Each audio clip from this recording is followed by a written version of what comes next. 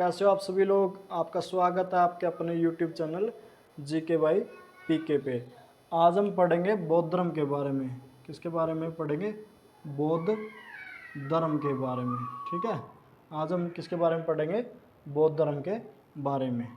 जो ये बौद्ध धर्म था, इसकी स्थापना किसने की थी? इसकी स्थापना गौतम बुद्ध ने की थी। और जो गौतम बुद्ध है, इसको लाइट ऑफ एशिया के नाम से भी जाना जाता है। बोले तो एशिया का ज्योतिपुंज के नाम से भी जाना जाता है। जो गौतम बुद्ध था, इनका जन्म 563 ईसा पूर्व कपिल वस्तु के निकट लुम्बिनी नामक स्थान पे हुआ। ठीक है। और जो इनके पिता का नाम क्या था? इनके पिता का नाम सुदोधन था। इनके पिता का नाम क्या था? सुदोधन। और इनकी माता का नाम क्या था? इनकी माता का नाम माया देवी था। और जो इनकी माता थी माया देवी, वो इनके जन्म के 7 दिन बाद ही मर गई थी। मतलब इनकी माता का इनके जन्म के 7 दिन बाद ही निधन हो गया था, जिसकी वजह से इनका पालन पोषण इनकी सौतेली माँ ने किया। और इनकी सौतेली माँ का नाम क्या था? प्रजापति गौतमी था।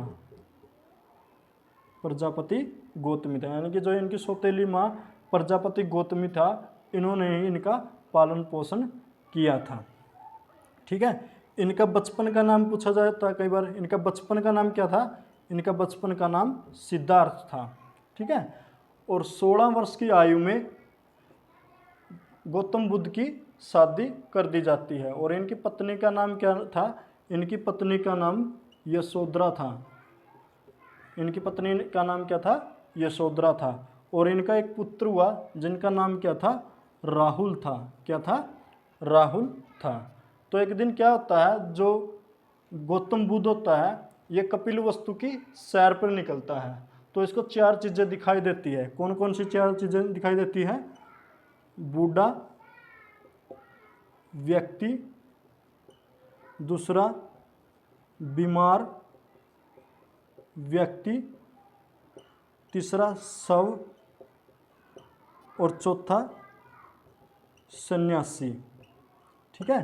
तो जब ये सैर पे निकलता है तो इसको 4 चीज़ें दिखाई देती है: बूढ़ा व्यक्ति, बीमार व्यक्ति, शव और सन्यासी। और ये चीज़ें देखकर उनका मन विचलित हो जाता है। और 29 वर्ष की आयु में इन्होंने गृह त्याग कर दिया। गृह त्याग कर दिया मतलब इन्होंने 29 वर्ष की आयु में गृह का त्याग कर दिया। ठीक है। और 6 वर्ष की कठिन तपस्या के बाद वैशाख पूर्णिमा को फल्गु नदी, कौन सी नदी?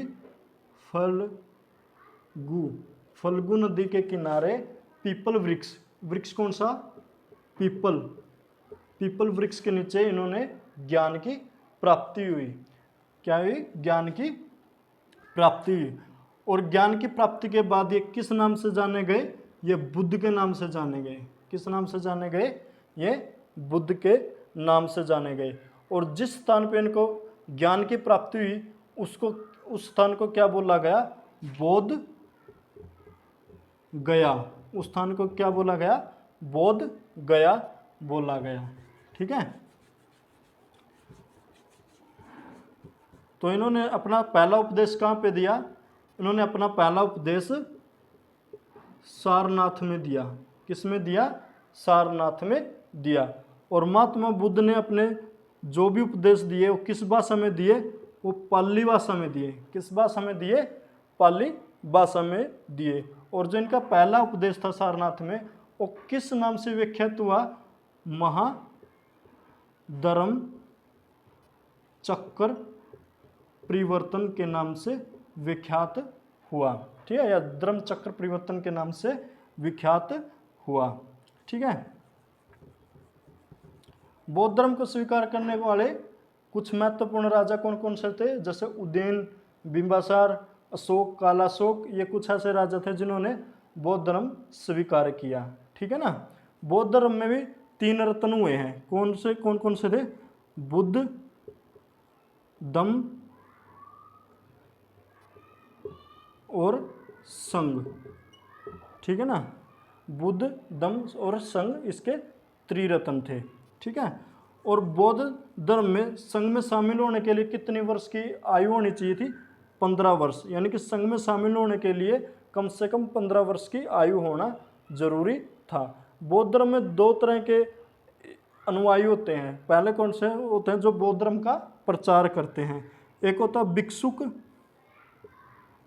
और दूसरा क्या होता है? उपासक। जो ये भिक्षुक होते हैं ये क्या करते हैं? पूरी तरह से गृह जीवन त्याग कर बिल्कुल साधुओं की तरह बौद्ध धर्म का प्रचार करते हैं। और जो ये उपासक होते हैं ये क्या होता है? जो गृहस्थ जीवन यानी कि गृहस्थ जीवन में रहकर बौद्ध धर्म का प्रचार और उनका पालन करते हैं। ठीक है। बौद्ध धर्म में 4 संगीतियाँ हुई है। ठीक है, 4 संगीतियाँ हुई थी। जो पहली संगीति थी वो कब हुई थी?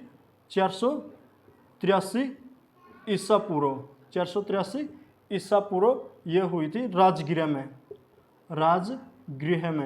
और किस समय हुई थी?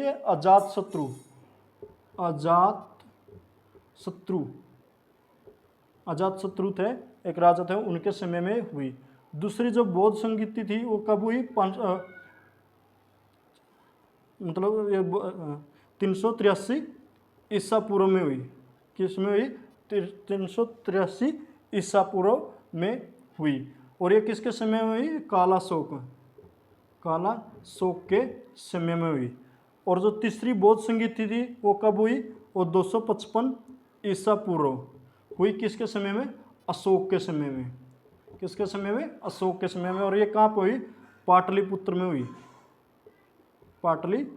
में हुई। ठीक है। और जो लास्ट वाली बौद्ध संगीति कब हुई? वो 78 ईसा में हुई। कब हुई? 78 ईसा में। कहाँ पे हुई? कुंडल वन में हुई। किसके समय में? कनिष्क के समय में हुई। और जो ये बौद्ध धर्म की जो चौथी संगीति हुई थी इसके बाद बौद्ध धर्म 2 भागों में बट गया। कौन कौन से भाग? हीनयान और महायान में बट गया। ठीक है। और जो महात्मा बुद्ध था इसके 483 ईसा पूर्व इनकी मृत्यु हो गई। क्या होगी? मृत्यु हो गई थी। ठीक है। तो जो ये मल्ल थे, मल्लों ने इनका बिल्कुल सम्मान पूर्वक इनके शरीर का दाह संस्कार किया। और एक कथा के अनुसार जब इनका दाह संस्कार करने के बाद इसके शव के अवशेषों को 8 भागों में बांट लिया गया और उनके ऊपर 8 मठों का निर्माण किया गया। ठीक है। और जो ये बौद्ध धर्म है ये अनिश्वरवादी है, यानी कि ये ईश्वर में विश्वास नहीं रखता। दूसरा क्या है? ये आत्मा में भी विश्वास नहीं रखता। किसमें? आत्मा में भी विश्वास नहीं रखता। ये पुनर्जन्म में विश्वास रखता है। ठीक है, पुनर्जन्म में विश्वास रखता है। ठीक है। जैसे जैन धर्म भी अनिश्वरवादी है और लेकिन उसमें आत्मा और पुनर्जन्म की भी मानता है। लेकिन इसमें क्या है? इसमें ये अनिश्वरवादी है, मतलब ईश्वर में विश्वास नहीं रखता, आत्मा में विश्वास नहीं रखता, लेकिन ये पुनर्जन्म में विश्वास रखता है। ठीक है। ये था बौद्ध धर्म के बारे में। धन्यवाद दोस्तों। कल से हम मगध साम्राज्य के बारे में पढ़ेंगे। ऐसी वीडियो देखने के लिए हमारे चैनल को सब्सक्राइब करो, शेयर करें, लाइक करें। जय हिंद, जय भारत।